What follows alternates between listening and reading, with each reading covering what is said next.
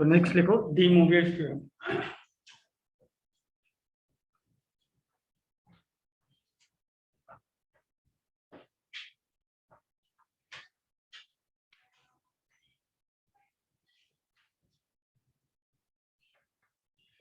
तो D Moivre's theorem क्या है कि ये जो लिखा हुआ है cos n theta plus iota sign n theta, इसकी जो वैल्यू है ये इसके या इसके वन ऑफ द वैल्यूज के बराबर है। बोलने का मतलब क्या है, मतलब ये लंबा क्यों लग रहा है कि इसकी ना मल्टीपल वैल्यूज हो सकती है। cos theta plus iota sine theta की पावर है, इसकी मल्टीपल वैल्यूज हो सकते हैं। फॉर एग्जांपल ये x cube is equal to, या फिर कुछ और लिखते हैं, एक्स की पावर 4 इज इक्वल टू 1, है ना। अलजेब्रा में ये लिखना गलत है, बताया था मैंने क्यों। Because what we do is, actual step ये है और फैक्टराइज करते है ना। बट अगर हम इस तरीके से लिखते हैं,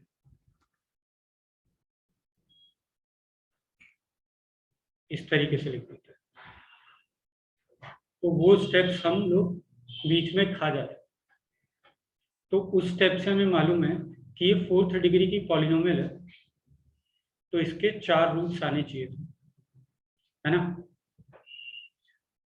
तो वहां से अगर हम इस चीज को मान लें कि चलो ये सही है, तो अब हम बोलते हैं कि चलो इसके 4 रूट्स आने चाहिए, तो इसकी 4 डिफरेंट वैल्यूज आनी चाहिए, है ना। तो सिमिलरली इसकी कुछ बहुत सारे डिफरेंट वैल्यूज आएंगी डिपेंडिंग अपॉन n 1/5 है तो 5 वैल्यूज आएंगी, है ना। चाहे जो भी हो, मतलब जितनी भी वैल्यूज है।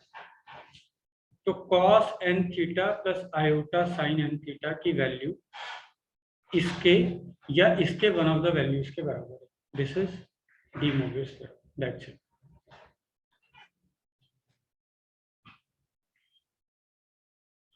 अब इसकी हेल्प क्या मिलती है हम लोगों को, तो इसकी हेल्प हम लोगों को, जब तक जो हमारा कंसर्न है हमारे सिलेबस का, कि किसी भी नंबर का रूट, कॉम्प्लेक्स रूट फाइंड करने के लिए काम आता है, ठीक है।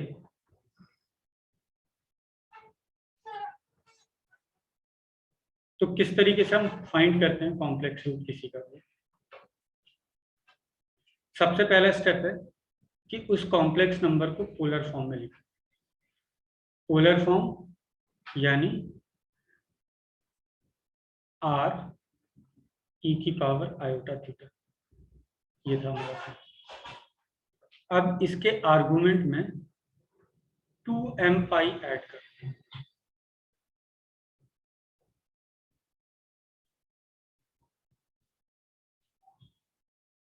ये ऐड कर दिया। अब कह रहा है कि अप्लाई डीएमटी, तो कुछ ऐसी इक्वेशन होगी कि इसके nth रूट बताओ।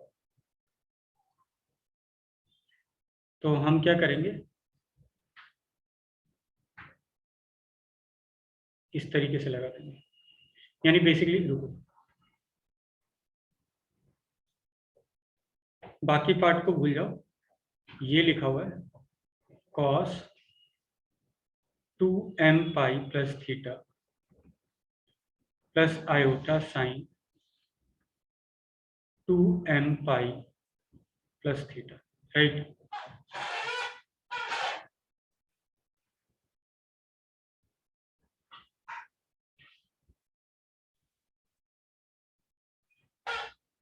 अगर मैं उसको लिखूं z, तो यहाँ आ जाएगा r की पावर 1/n, और यहाँ पे भी आ जाएगा 1/n, ठीक है।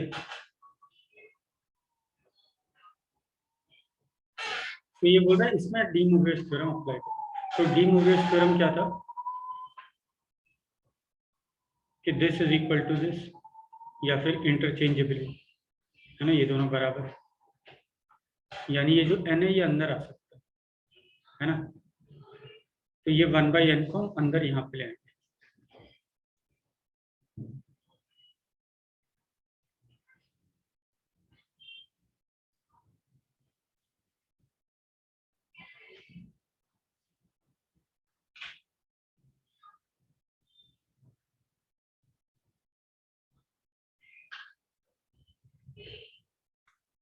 इसके बाद we will put m is equal to 0, 1, 2, 3 and so on up to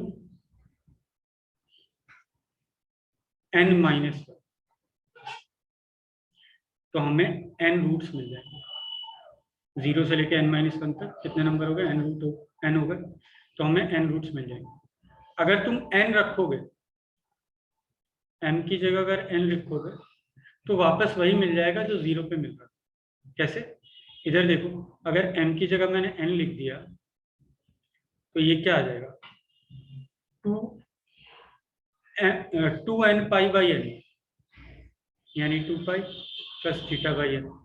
0 रखने पे भी यही मिल रहा था, 0 रखने पे मिल रहा था cos थीटा बाई n, अभी मिल रहा है cos 2 pi plus theta by n, same value आएगी। सिमिलरली साइन में भी सेम ही आएगी, तो दोबारा से साइकिल स्टार्ट हो जाएगा और सेम वैल्यूज, n रखने पे वही वैल्यू आएगी जो 0 रखने पे आ रही है, n+1 रखने पे वही वैल्यू आएगी जो इस पे आ रही है, n+2 रखने पे, तो यहाँ से लेके यहाँ तक m की वैल्यूज चेंज करके लिख लो, we will get all the roots. तो ये पूरी चीज लिख लो।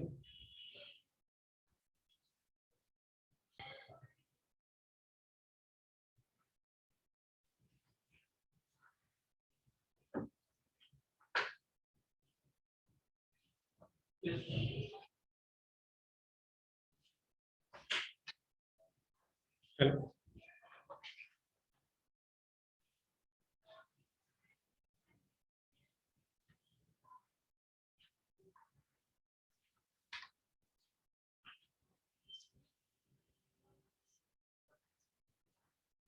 ये क्वेश्चन करो।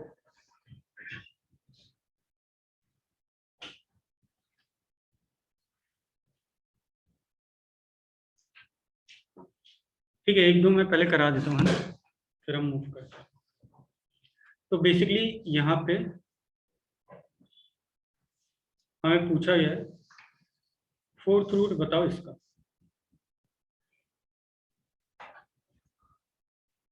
तो step 1 is right in polar form, या फिर ट्रिग्नोमेट्रिक फॉर्म में भी लिख सकते हैं। ये हमारा इसका मॉडुलस 1+1² प्लस √3² का अंडर रूट यानी 2 है ना। इसका आर्गुमेंट, तो ये पॉइंट इज 1, √3, तो दिस इज 60 डिग्री, है ना। तो this is cos π/6 plus iota sin π/6, है ना। मैं 2m पाई अभी ऐड कर देता हूँ, दो स्टेप एक साथ कर रहा हूँ।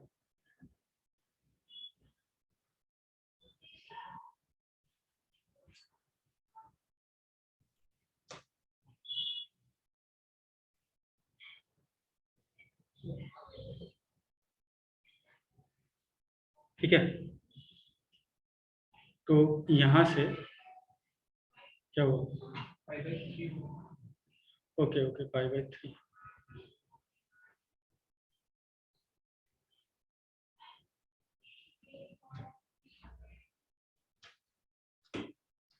तो यहां से z हमारा आ गया 2⁴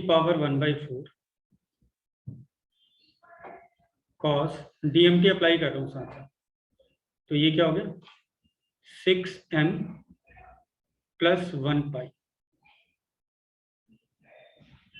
बाय 1/4 अंदर आया होगा, फिर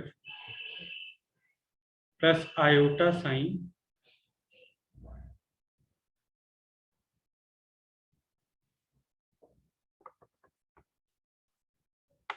दिस।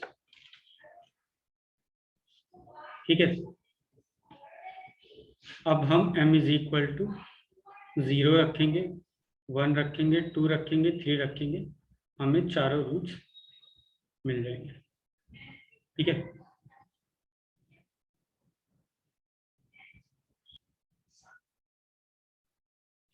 हो जाएगा।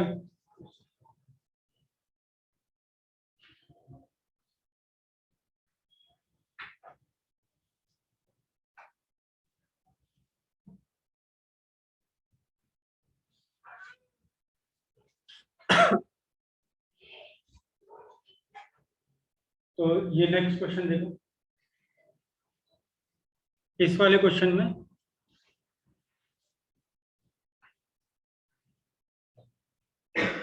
कुछ फैमिलियर से नंबर्स लग रहे हैं, है ना, कि अगर मैं 2√2 को यहाँ ले जाता हूँ डिनोमिनेटर में, है ना, तो z की पावर 4 इज इक्वल टू √3 - 1/2√2, है ना, √3 + 1/2√2। तो ये हमें दिख रहा है कि 75 डिग्री की वैल्यू है, cos 75 की ये, और ये √3 + 1/2√2 sin 75 की। So this can be directly written as cos 75, यानी 15 डिग्री कितना होगा, तो 180/12, है ना, तो 180/12 होगा, यानी π/12, तो 75 5 टाइम्स π/12, तो ये हो गया। तो z क्या आ गया हमारा, इसका मॉडुलस तो 1 दिख रहा है हमें, तो पहले इसमें 2k पाई ऐड करेंगे, 2k पाई ऐड करेंगे तो क्या आ जाएगा, 24k पाई प्लस 5 पाई, है ना, 24k प्लस 5 पाई/2 plus iota sine this same thing,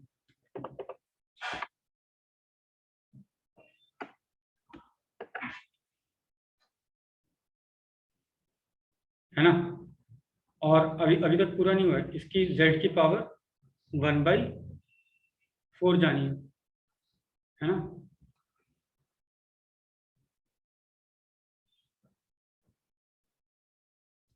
ठीक है, k is equal to 0 1 2 and 3।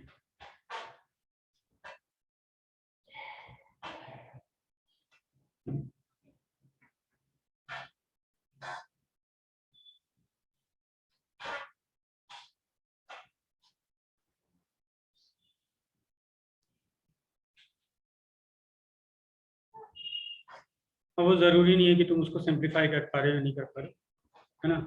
अगर एंगल्स ऐसे होंगे तो अपने आप सिंप्लीफाई हो पा रहा होगा आसानी से, जो वैल्यूज तुम्हें याद है। Otherwise we can leave it like this only, और we can leave it like this also, e की power iota 24k plus 5/48 times pi, where k is equal to 0 1 2 and 3. These are the roots.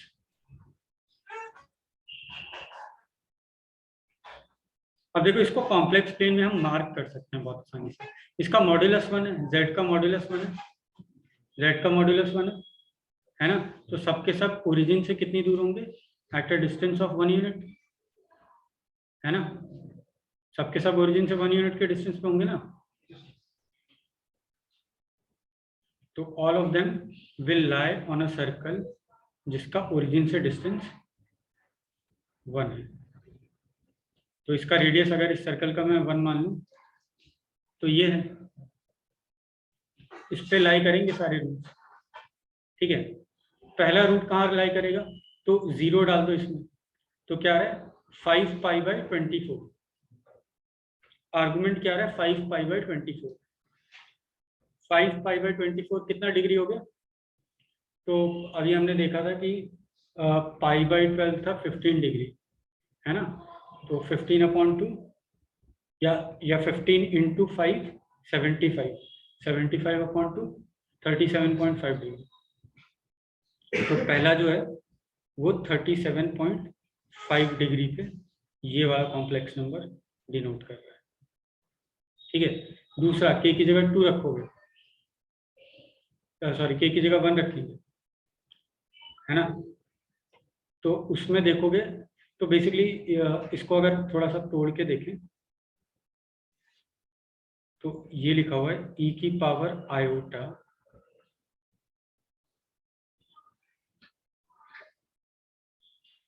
5π/48 plus k π/2 है। तो 0 रखने पे आया था हमारा ये वाला एंगल, है ना, 1 रखने पे आएगा कि उसमें π/2 बढ़ा दिया, π/2 बढ़ा दिया, यानी इसको इसके परपेंडिकुलर एक रूट आ जा रहा है यहाँ। ठीक है, फिर जब 2 रखोगे तो π/2 और बढ़ा दिया, है ना, तो π/2 यूनिट और घुमा दिया, हमें दिख रहा है ना तुम्हें। फिर 3 रखेंगे तो π/2 और बढ़ा दिया।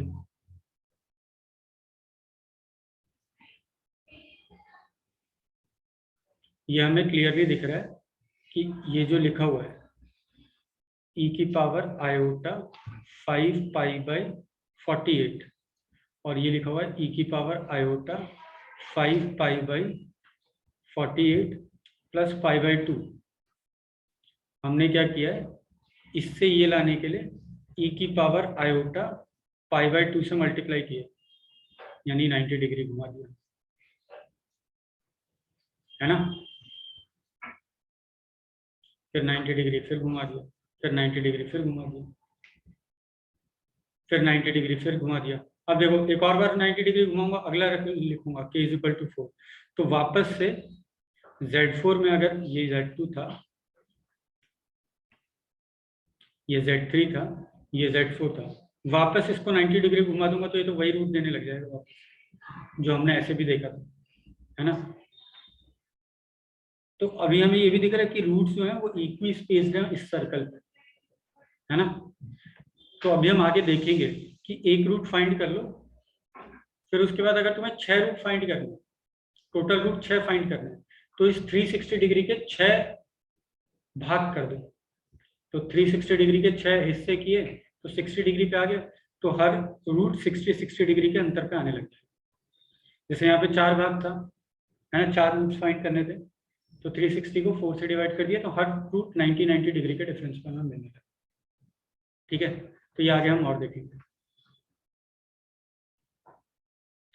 तो आगे क्वेश्चन करो ये।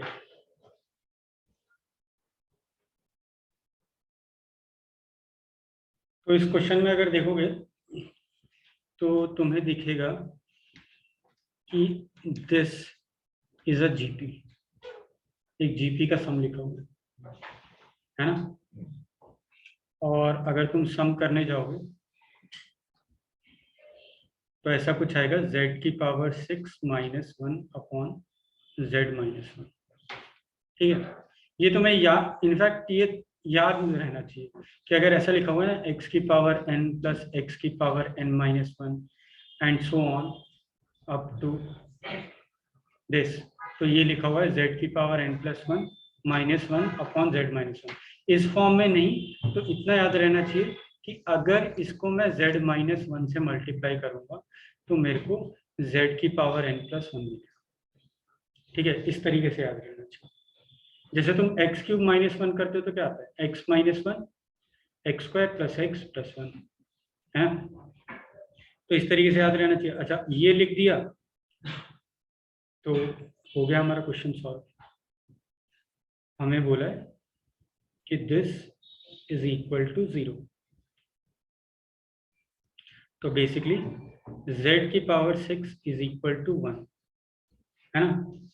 अब 1 को मैं लिख सकता हूँ cos 0 प्लस आयोटा साइन 0। अब मैं डी मोवेस लगाऊंगा और इसमें 2k पाई ऐड करूंगा, तो ये आ जाएगा। राइट। तो हमें दिख रहा है सबका मॉड्यूलस 1 है ना। तो it will lie on a circle centred at origin and having radius is equal to 1। ठीक है। अच्छा, ऐसा करते समय टाइम जो हमारी इनिशियल इक्वेशन थी वो तो 5th डिग्री की थी, है ना, लेकिन जो हमने निकाली है वो तो 6th डिग्री की है ना। तो इस इक्वेशन के हमारे 5 रूट होंगे और इसके 6 होंगे। तो हमें दिख रहा है कि z is equal to 1 is an extraneous root. z 1 नहीं हो सकता ना, इनिशियल इक्वेशन में भी रख के देख लो, 6 आ रहा है, 6 इज इक्वल टू 0। तो 1 एक एक्स्ट्रा रूट आ रहा है जो कि k इज इक्वल टू 0 रखने पे मिल रहा है। तो k इज इक्वल टू 0 रखने पे जो हमें रूट मिल रहा है वो हमें नहीं चाहिए। उसके बाद यहाँ पे 1 रखेंगे तो क्या हो रहा है, k इज इक्वल टू 0 पे क्या मिल रहा है, 1,0 है ना। 1 रखेंगे तो ये क्या मिल रहा है, e की पावर आयोटा पाई बाई 3, है ना। तो वो इसको पाई बाई 3 यूनिट 60 डिग्री घुमाने पे हमें मिल जा रहा है। ठीक है। अगला अगेन 60 डिग्री घुमाने पे हमें मिल जा रहा है ना। अगला हम k की जगह 2 रखेंगे तो क्या मिलेगा, e की पावर आयोटा 2 पाई बाई 3, है ना। फिर अगला हमें फिर 60 डिग्री घुमाने पे मिल जाएगा। एक मिनट,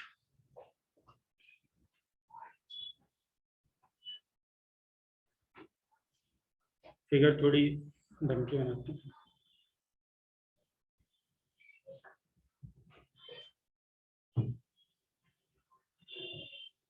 अगला हमें फिर 60 डिग्री घुमाने को मिला, उसका अगला हमें फिर 60 डिग्री घुमाने को मिला, इसका अगला हमें फिर 60 डिग्री घुमाने को मिला, उसका अगला हमें फिर 60 डिग्री घुमाने को मिला।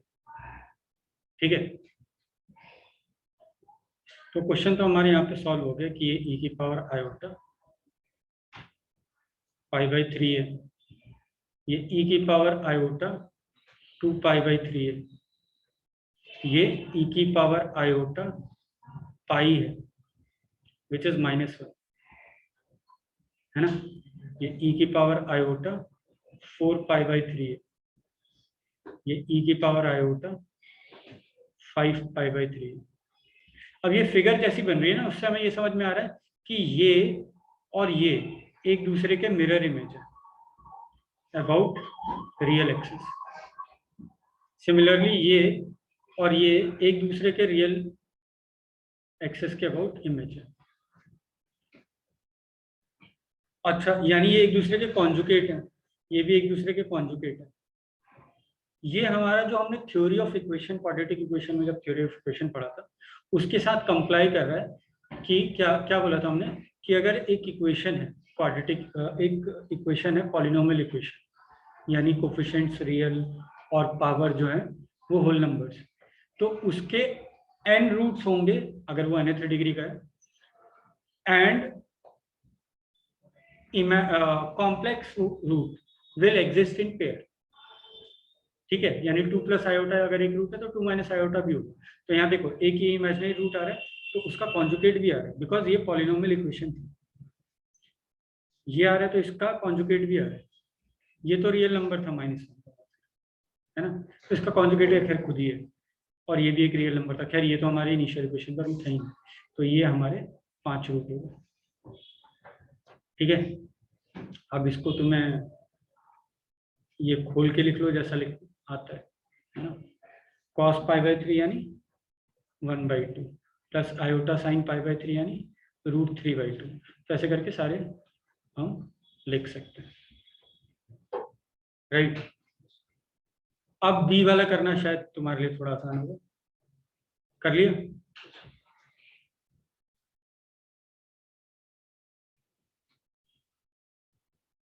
इसी तरीके से तुम्हें ये मालूम होना चाहिए कि अगर ये ऑल्टरनेट साइन, मालूम क्या होना चाहिए, मतलब बस ये मतलब अभी भी ये जीपी है, ऐड करोगे तो ऐसा कुछ आ जाएगा। क्या आ जाएगा, z की पावर 5 + 1 अपॉन z प्लस 1, ठीक है। इसको ऐड करोगे तो याद आएगा। बाकी ये अभी मैंने बता दिया। अब से याद रखो कि अगर ऑल्टरनेट साइन क्या है, इस तरीके से कोफिशिएंट जो है उसकी एब्सोल्यूट वैल्यू 1 है और साइन ऑल्टरनेट, तो उसमें x प्लस 1 से मल्टीप्लाई करो, तो x की पावर जो भी ये थी प्लस 1 प्लस 1, यानी x की पावर 4 प्लस 1 प्लस 1, ऐसा इक्वेशन मिल जाएगा। यानी बेसिकली मेरे को -1 के 5th रूट निकालना, ठीक है। अब देखो डीमोवेट से मैं निकालूंगा, उसके अलावा भी निकालता हूँ, क्योंकि अभी हमारी पिछली इंफॉर्मेशन के अकॉर्डिंग, पिछली इंफॉर्मेशन से मतलब काफ़ी सारी चीज़ें हमने क्या बोलते हैं दिमाग में सोच लिए कि अच्छा ऐसा होता है कि रूट्स जो है वो इक्वली स्पेस्ड होते हैं एंड दीज थिंग्स। तो हमें पता है z की पावर 5 इज इक्वल टू -1 का एक रूट तो -1 ही है ना, एक रूट तो यही है। अब देखो कॉम्प्लेक्स प्लेन को 5 हिस्सों में डिवाइड कर, तो 360 डिग्री को 5 हिस्सों में डिवाइड करना, तो एक 72 डिग्री पे हमें यहाँ मिलेगा, है ना। एक 72 डिग्री पे वेक्टर की तरह दिखा देता हूँ, एक 72 डिग्री पे यहाँ मिलेगा, ये एंगल 72 डिग्री होगा, ठीक है। 72 और पहले चले जाओ, फिर यहाँ कोई मिलेगा, ठीक है। ये 72 था, यानी ये बचा हुआ कितना रहा होगा 108, है ना। 72 प्लस 72 144, तो ये बचा हुआ 36 डिग्री।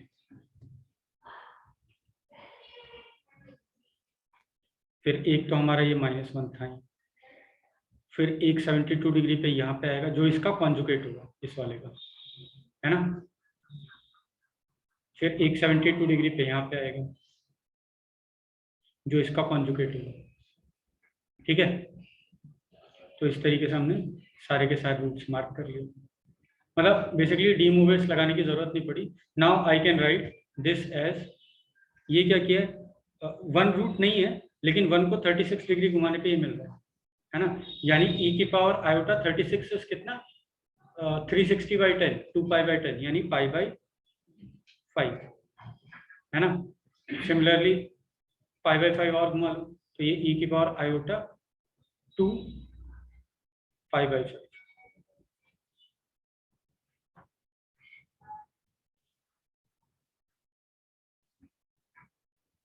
ठीक है। ये क्या था, नहीं नहीं π/5 थोड़ी घुमाना है, ये तो 36 पे था, ये 72 डिग्री पे था ना, तो 2π/5 घुमाना है, तो e की पावर आयोटा 3π/5, है ना। इसको 2π/5 और घुमाना है, तो वो हमने देख लिया था e की पावर आयोटा पाई, फिर इसको घुमा दो, इसको घुमा दो। अब ये कॉन्जुगेट है तो हम इसको ऐसे भी लिख सकते हैं आयोटा -π/5, मतलब माइनस आयोटा, जैसे इसको e की पावर -आयोटा 3π/5 ऐसे भी लिख सकते हैं, है ना। तो ये पांचों रूट आ गए जिनमें से this is faulty root, extraneous root जो गलती से आ गया, है ना। तो these 4 are the roots which are required, okay.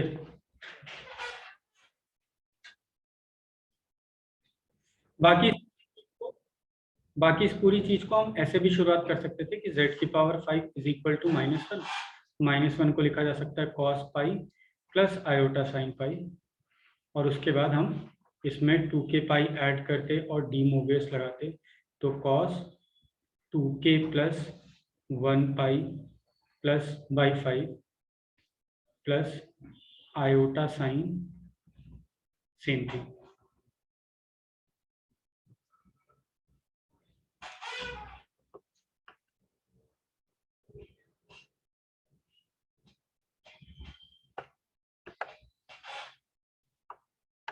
ठीक है, तो बाहर चला गया लेकिन वैसे लिखा।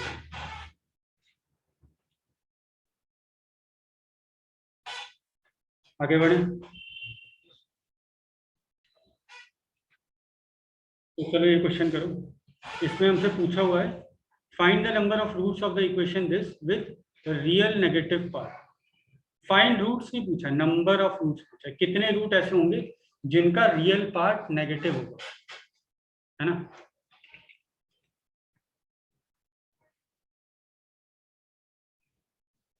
तो easily this equation can be factorised, है ना, दिख रहा है, हो रहा है ना factorise. z raised to power 10 minus 32 z raised to power 5 plus 31 z raised to power 5 minus 992 is equal to 0। 31 square क्या होता है 961 प्लस 31 है ना 992। तो दिस इज z की power 5 minus 32 multiplied by z raise to the power 5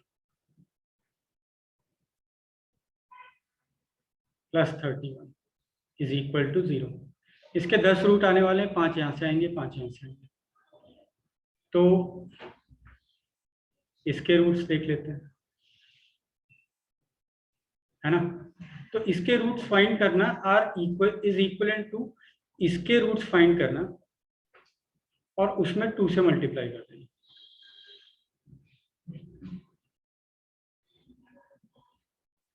thirty two की power 1/5 क्या होगा? अगर मैं ये लिख रहा हूँ, इसको अगर मैं लिखूंगा तो ऐसे लिखूंगा ना 32 कॉस 0 प्लस आयोटा साइन 0, है ना। इसको भी लिखूंगा तो मैं लिखूंगा कॉस 0 प्लस आयोटा साइन 0, है ना, है ना। तो जितने भी रूट्स थे उसमें 2 से मल्टीप्लाई कर दो, क्योंकि यहाँ क्या आने वाला है z की पावर, यहाँ पे ये 2 हो जाएगा। तो बेसिकली ये तो 1 के रूट्स ही फाइंड कर रहे हैं, यहाँ पे हम डीमोवेट्स लगाते हैं, है ना। उसको बस हमने 2 से मल्टीप्लाई कर दिया। तो खैर कोई बात नहीं, अगर हम डायरेक्टली, बस मैं बता रहा था कि 1 के रूट फाइंड करना या √3 के रूट फाइंड करना, तो √3 के अगर रूट फाइंड कर रहे हो तो उतने टाइम एम्पलीफाई कर दो उसको बस, है ना। मान लो ऐसे z की पावर 4 इज इक्वल टू 1 के रूट फाइंड कर रहे हो, 4 रूट आएंगे, और तुम्हें z की पावर 4 इज इक्वल टू √3 के रूट फाइंड करना है, तो ये क्या है 3 की पावर हाफ। तो z का मॉड्यूलस क्या हो जाएगा, बिकॉज z ये हो जाएगा, इसका मॉड्यूलस ये हो जाएगा, ठीक है। तो जो भी इसके रूट्स आ रहे हैं उसमें इससे मल्टीप्लाई कर दो, इस नंबर से मल्टीप्लाई करो, ठीक है। खैर 32 के रूट्स अगर हम फाइंड कर रहे हैं तो हमें दिख रहा है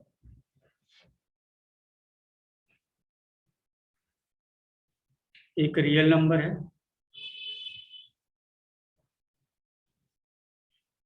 z की पावर 5 इज इक्वल टू 32। इसके रूट फाइंड करने हैं, एक रूट हमें पहले से मालूम है 2 है ना, और हमें मालूम है कि टोटल इसके रूट 5 है। एक रूट ये मिला, दूसरा रूट 72 डिग्री पे यहाँ पे मिलेगा, अगला रूट 72 डिग्री पे यहाँ पे मिलेगा, है ना। अगला रूट 72 डिग्री पे यहाँ पे मिलेगा, अगला रूट 72 डिग्री पे यहाँ पे मिलेगा।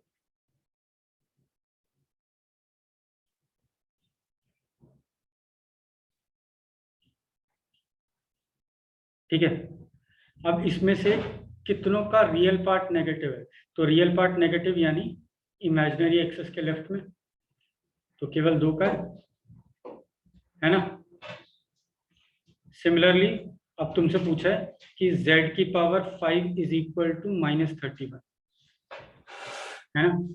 तो ये सेम है, 31 की पावर 1/5 से हम मल्टीप्लाई कर देंगे, हम z की पावर 5 इज इक्वल टू -1 के रूट निकाल देंगे, है ना, और 31 की पावर 1/5 से मल्टीप्लाई कर देंगे।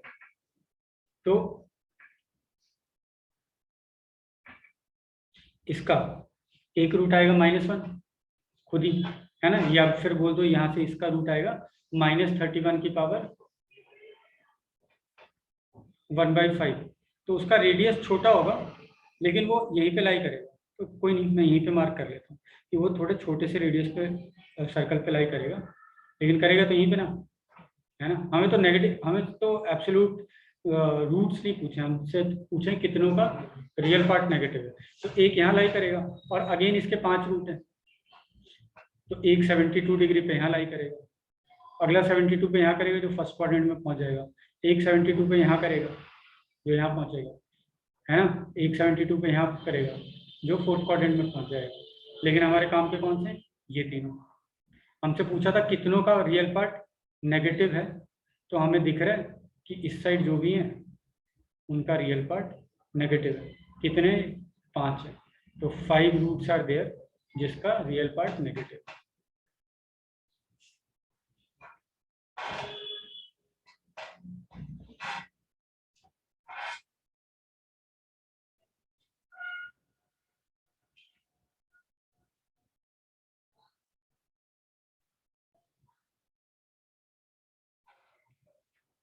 हो गया। चलो प्रूफ करना है कि tan inverse 1/5 is approximately equal to pi/16.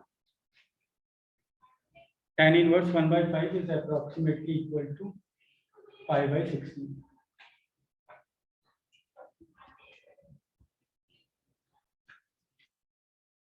सोच के लगेगा कि मतलब कॉम्प्लेक्स नंबर में क्यों है, तो चलो कॉम्प्लेक्स नंबर में तो इतना तो समझ में आ रहा है कि शायद उससे सॉल्व होगा, है ना।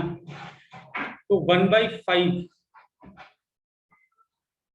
कैसे कॉम्प्लेक्स नंबर का आर्गुमेंट होगा, तो 1/5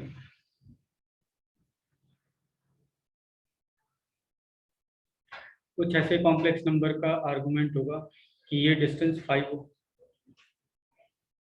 और ये डिस्टेंस 1, है ना। यानी 5,1 यानी 5 प्लस आयोटा, है ना। इसका आर्गुमेंट 1/5 होगा।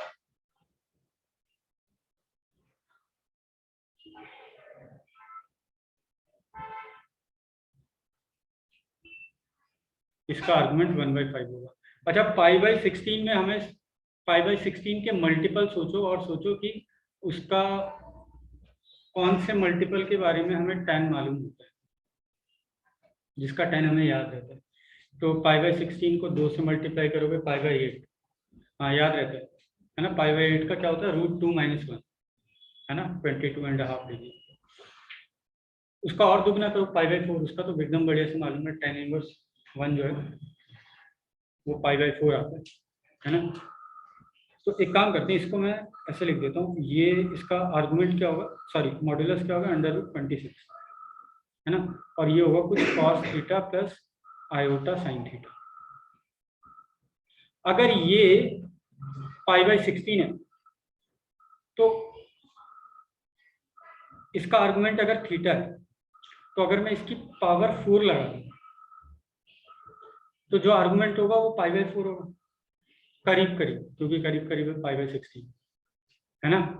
ये आर्गुमेंट अगर pi/16 है तो इसका 4 गुना कर दूं तो करीब करीब pi/4 होगा। यानी basically we are saying 4 times of tan inverse 1/5 is approximately equal to pi/4. I have to prove this. Now मेरे को पता है कि इसका आर्गुमेंट थीटा है, इसकी पावर अगर मैं 4 लगा दूंगा तो डी मोबियस थ्योरम लगेगा और ये 4 अंदर आ जाएगा, है ना। लेकिन मेरे को इसकी पावर 4 लगाना इधर से ज्यादा आसान दिख रहा है कि इसको मैं 4 पावर दे दूं। तो इसको मैं 4 पावर पहले स्क्वायर कर रहा हूँ, तो स्क्वायर किया तो 5 का स्क्वायर 25, आयोटा का स्क्वायर -1, फिर +2ab tan आयोटा, है ना। इसका स्क्वायर करूंगा, इसकी पावर 4 कर रहा था ना, अभी स्क्वायर किया तो ये कितना आ रहा है, 24 प्लस 10 आयोटा का स्क्वायर। 24 का स्क्वायर 576 प्लस 10 आयोटा का स्क्वायर यानी -100, यानी करीब करीब 376 प्लस 2ab को 5, गलत बोल रहा हूँ क्या? 576 ये 476 प्लस 2ab करेंगे तो क्या आएगा 480 आयोटा, है ना। इसका आर्गुमेंट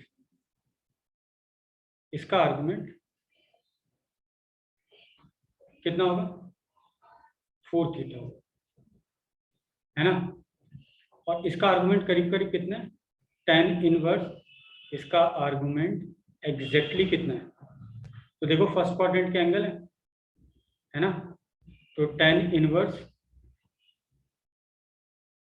पॉइंट क्या है ये 476, 480, तो 10 inverse 480 upon 476 which is equal to 10 inverse 120 upon 119 which can be approximately, ये अब मैं अप्रोक्सीमेशन कर सकता हूँ कि ये 10 इनवर्स 1 के बराबर है ना। ये आर्गुमेंट लिख दिया तो मेरे को ARG लिखूंगा तो Z लिखना होगा ना, 4, तो 4 theta is approximately equal to 10 inverse 1 यानी 5/4।